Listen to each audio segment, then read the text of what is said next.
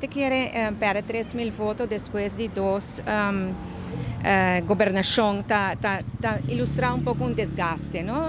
Siempre después de dos gobernaciones tiene un desgaste, que perde voto. Atrobe, se compare com o candidato de voto não agora perdido de, por exemplo, partido AVP na 2017, agora quando tem dois gabinetes de Mike Eyman, então na 2017 quando perde a eleição, perde roupa assento e na perde quase 10.000 votos. Que me diz sei voto vai ter relativo e a mim considerar sei que o povo sostém na nós na forma que nós guia o país que não. Se você também com eigenlijk na campanha, nós está uma campanha contra 10 diferentes partidos. Todos 10 diferentes partidos estão a atacar, quase todos estão a atacar nós de MEP. Alguns hasta hobby mais sobre, por exemplo, o partido AVP de San Nicolás está a 30 casos de gente, então visa que nós não gosta gente com escuro. Então essa é a algo que está hurtful, é hobby erg como está fazendo a coisa.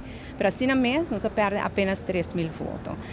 Então se você põe tudo coisas em balance, tudo é contratempo que nós nos conectamos no último momento, no último luna na campanha, nós vamos atrás com 3.000 votos e me quer que é apenas 3.000, é 1% e se comparar com o passado, é uma indicação que o povo está a apreciar a forma como nós riba a governação. E me tenho que dizer, a coronação da ayer com o resultado de voto individual e como volve a sair como vote getter, isso é algo emocional, eu não verwachte para me ser honesto.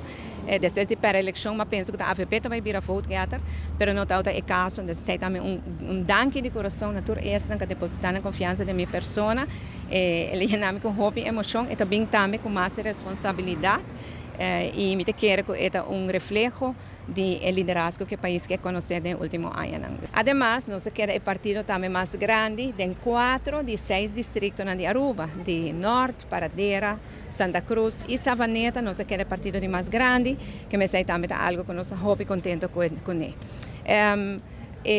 Me quero felicitar também dia mais publicamente o partido no futuro, e o partido PPA com saca assento novo no parlamento e o partido AVP com sale o partido mais grande, mas felicitar também o partido futuro e o partido PPA, mas felicitar durante nós estamos aguardando o resultado, orgulhado está óbvio que não tinha assento na segurar e o partido AVP me a felicitar depois que o resultado a vir a conhecer.